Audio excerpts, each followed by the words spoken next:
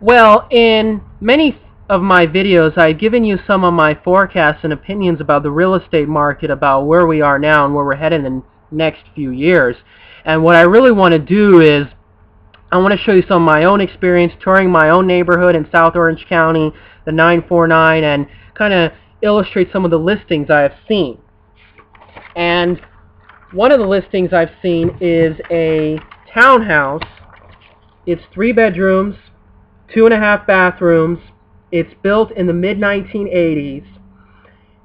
And here is the real killer. The association from the Homeowners Association is about $285, and it is priced at around $324. And I got to tell you, a lot of these neighborhoods, they are really picky and overpriced about these HOAs. In many cases, I even think they're not even all that necessary. I mean, why don't we just have like a town that replaces the HOA system and the city that can do both functions and are much more representative and much more cost effective. Not to mention, a lot of these neighborhoods, you have mellow roofs, high property taxes, and the list goes on. Let me show you another property. This is a Mediterranean style home, or I like to call a phony Mediterranean style. They don't really do a good job designing on the exterior. It's about 3 bedrooms, 2.5 baths, 1560 square foot. The price is around $320,000, and the real killer is that the HOA is $320. My goodness, it is just ridiculously high.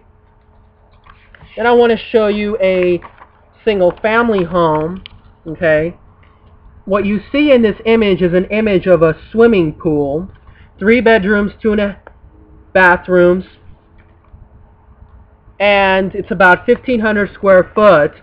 Now what you see is that it has a pretty good amount size of backyard, and it doesn't have any HOA. Why is that? Because at that time it was built in the early 1970s, and I guess they weren't really picky about those things. So that's really about my neighborhood. We saw a huge major housing boom in the late 1980s, and of course that came to a halt with the savings and loan debacle. When you look at these prices, low 300s, to me they are still overpriced, and they are much higher than a lot of parts of the world. It makes me think that they're going to go a lot lower, and they haven't really moved a lot in the last 2 years. One thing that is really propping them up is really low, artificially negative interest rates. But despite all of that, it is still negative when you look at the value of the US dollar, the comparison to all the other currencies, and most importantly, commodities such as gold, silver, oil, and the list goes on.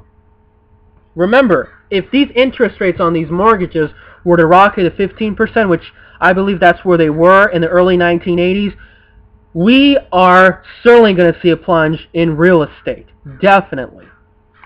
And I believe that certainly higher interest rates are going to come pretty soon, and when they do come, it's going to have a much devastating effect, and it's going to really burst this mini bubble that we're having in real estate.